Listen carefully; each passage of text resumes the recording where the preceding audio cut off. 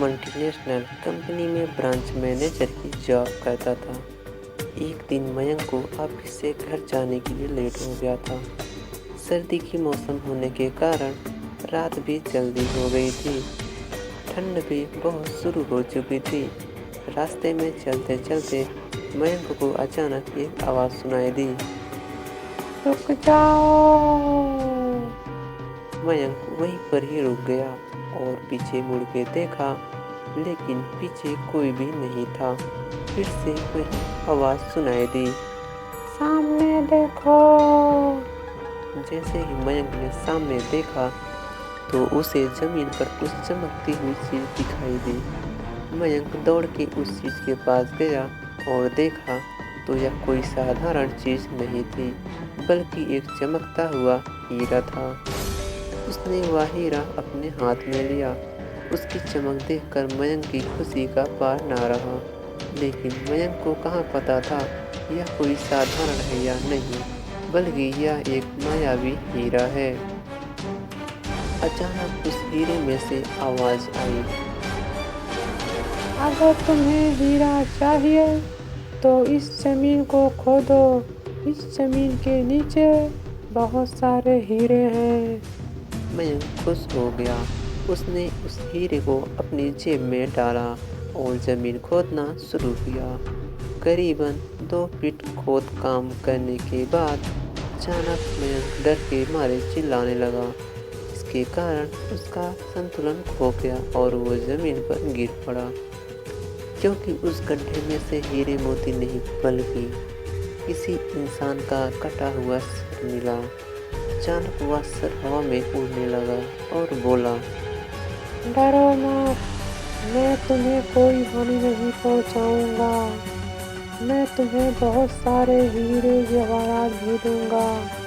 बस मेरी बात ध्यान से सुनो। मैं जहाँ जाता हूँ वहाँ मेरे पीछे आओ। फिर वह सिर हवा में उड़ा और जंगल की ओर बढ़ने लगा।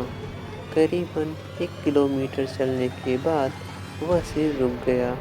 मयंक भी रुक गया। फिर उससे ने मयंक से कहा, जमीन के भीतर बहुत सारे हीरे मोती जवाहरात छुपे हैं। इस जमीन पे खोद काम शुरू करो। मयंक खुश हुआ और उस जमीन को खोदना शुरू कर दिया। खोदते खोदते जमीन के नीचे हीरा मोती तो नहीं मिले, बल्कि उस पर सिर का कटा हुआ धड़ मिला। उस सिर ने कहा, अब तुम्हें एक आखिरी काम करना है। उसके बाद मैं तुम्हें माला माल कर दूंगा। तुम्हें कहीं से भी एक लोटा खून लाना होगा। मयंक ने बोला, एक लोटा खून? पर मैं एक लोटा खून कहाँ से लाऊंगा? उसने कहा, चलो मेरे साथ। वो डरावना चेहरा मयंक को साथ लेकर थोड़ी दूरी पे गया। वहाँ उसे एक इंसान को जाते हुए देखा। वो सिर बोला, उस इंसान को मारकर उसका खून ले आओ। मयंक डर गया और बोला, नहीं नहीं, यह मुझसे नहीं होगा। मैं यह नहीं कर सकता। अगर तुमने यह काम नहीं किया तो मैं तुझे बहुत बुरी मुसीबत में डाल दूंगा। फिर तुम्हारी जिंदगी पूरी नर्क बन जाएगी। मयंक ने हाथ जोड़कर उससे कहा, मुझे माफ़ कर दो। अगर मैंने उसे मारा तो मुझे पुलिस गिरफ्तार कर लेगी और मुझे जेल जाना पड़ेगा। उससे ने अपने तंत्र मंत्र की शक्ति से एक छुरी और लोटा प्रकट किया और गुस्से से बोला, अगर तुम मेरी यह काम नहीं करोगे तो मैं तुम्हारे परिवार को मौत के घाट उतार दूंगा। मयंक ने मजबूरी में आकर उस आदमी को मार डाला और उसका खून लेकर उस सिर के पास गया। वो सिर खून को देखकर बहुत खुश हुआ और बोला, यह खून मेरे शरीर पर डाल दो। उस सिर के कहने पर मयंक ने खून को उसके शरीर पे डाल दिया। फिर कुछ ही देर में वो कटा हुआ सर उस शरीर से जुड़ गया।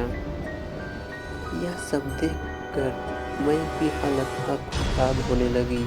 वो उस भूत को देखकर काफी डर गया। जैसे ही वो भूत जिंदा हुआ तो जोर जोर से हंसने लगा और डरावनी आवाज में बोला, तुमने बहुत बड़ी गलती कर दी कि मुझे फिर से जिंदा कर दिया। हा हा हा हा हा। अब मैं तुम्हें ही नहीं बल्कि इस पूरे शहर को मौत के गाड़ दूंगा। डर के मारे मयंक के मुंह से आवाज भी नहीं निकल रही थी। वो अपने जान बचाने के लिए वहां से दौड़ा, लेकिन उस भूत ने छलांग लगाकर मयंक को जमीन पे गिरा दिया और बोला, मुझे बहुत भूख लगी है, अब मैं तुम्हारा मांस खाऊंगा। जैसे ही उस भूत ने मांस खाने के लिए आगे बढ़ा, तुरंत ही उसका सिर धड़ से अलग हो गया। मयंक समझ नहीं पाया कि आखिर यह चमत्कार हुआ कैसे। जब मयंक ने पीछे मुड़कर देखा तो एक अघोरी बाबा खड़े थे। उस अघोरी बाबा ने कहा, जब तुम उसके आदमी को मारकर उसका खून ले जा रहे थे तभी मैंने देख लिया था और समझ गया कि कुछ तो बुरा होने वाला है, इसीलिए मैं तुम्हारे पीछे पीछे यहाँ तक चला आया और मैंने अपने मंत्र की शक्ति से उस भूत को फिर से मार दिया। अब तुम निश्चित होकर अपने घर जाओ, अब तुम पर कोई खतरा नहीं है। आज भी मयंक उस बात को याद करता है तो उसकी रूह तक कांपने लगती है। दोस्तों, आपको यह कहानी कैसी लगी?